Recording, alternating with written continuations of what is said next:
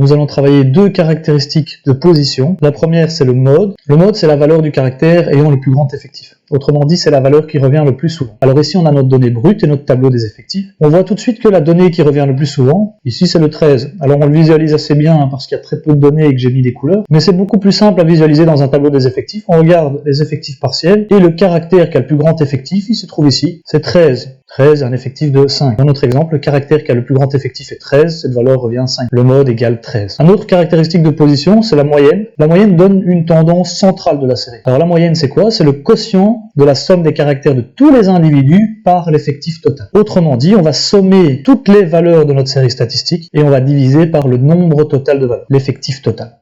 Alors ici, je fais 10 plus 11 plus 16 plus 9 plus 13, donc j'additionne toutes les données que je vais diviser par 20. Alors lorsque j'additionne toutes les données, j'obtiens 254. Je divise par 20 puisque j'ai 20 élèves dans ma classe, ou un effectif total qui vaut 20, qui me donne 12,7. La note moyenne de la classe est 12,7, ça correspond au résultat qu'aurait obtenu chaque élève s'ils avaient tous obtenu la même note. Alors la moyenne, elle peut se calculer différemment à partir du tableau des effectifs, avec la formule suivante. La somme des NIXI divisée par l'effectif total. Alors la somme des NIXI, ça correspond tout simplement à la somme de toutes les valeurs d'une série statistique. Alors pour calculer ma moyenne, à partir du tableau des effectifs, je vais rajouter une colonne, la colonne NIXI. C'est simplement le produit entre la valeur du caractère et l'effectif partiel qui correspond à ce caractère. Par exemple ici on a une fois la note 5, le NIXI correspondra à 5. Alors le 5 il correspond à quoi dans ma formule, la somme des NIXI, il correspond, lorsqu'on va sommer toutes ces valeurs-là, à la première valeur de la somme ici utilisée dans la formule. Alors cette formule, c'est la même que celle utilisée précédemment, je vais simplement classer les termes par ordre croissant pour que ce soit un petit peu plus lisible.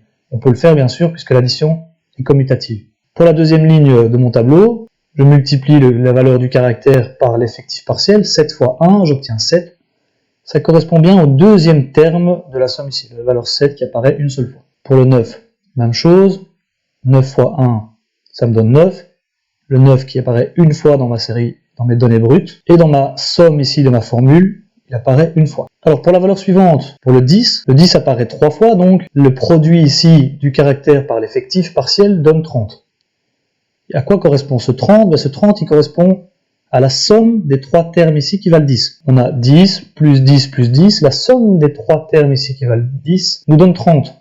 Et donc dans ma formule, on va remplacer ces trois termes par 30. Même chose pour 11. La valeur 11 apparaît deux fois, donc le produit du caractère par l'effectif partiel donne 22. Et 22 correspond bien aux deux termes ici qui valent 11 dans ma formule. Je vais remplacer ces deux termes par 22. Pour 12, il apparaît une fois, donc 12 fois 1 donne 12, et c'est bien le terme ici. Alors le 13 apparaît 5 fois, le produit nous donne donc 65. Et 65 correspond aux 5 termes ici qui valent 13. Donc les 5 termes en bleu, dans ma première formule, vont être remplacés par le 65 dans ma deuxième formule, ce qui revient au même. Le 15 apparaît une fois, le produit donne donc 15, et correspond à ce terme-ci.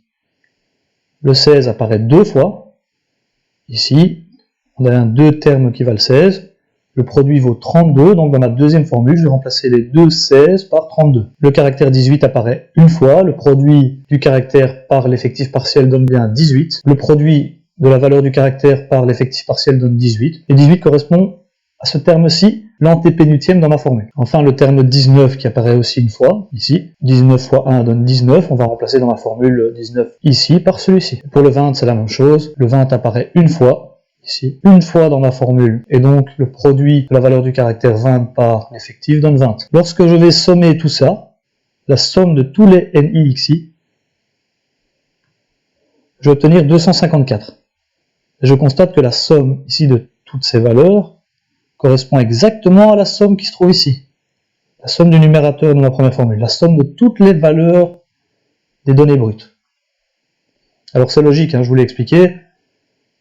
Les deux 11 sont remplacés par 22, les 3 10 sont remplacés par 30, les 5 13 sont remplacés par 65, et les deux 16 sont remplacés par 32. C'est logique qu'on obtienne bien la même somme. Et donc pour calculer notre moyenne à partir du tableau des effectifs, on somme les NIXI, on obtient 254, et puis 254, on divise par l'effectif total qui est 20, on obtient donc 254 divisé par 20, 12,7, qui nous donne bien sûr la même valeur que la moyenne calculée précédemment. Alors ça peut être beaucoup plus rapide, surtout quand on a par exemple 1000 données brutes, mais qu'on a seulement 15 valeurs pour les caractères. Et alors on aura ici des NI qui seront relativement grands, mais ça ira assez vite pour calculer, ça ira beaucoup plus vite pour calculer une moyenne à partir du tableau des effectifs, plutôt que de calculer une somme de 1000 termes et ensuite diviser par 1000. Voilà, j'espère que cette vidéo vous aura bien aidé pour comprendre les bases du traitement de données, et à une prochaine vidéo.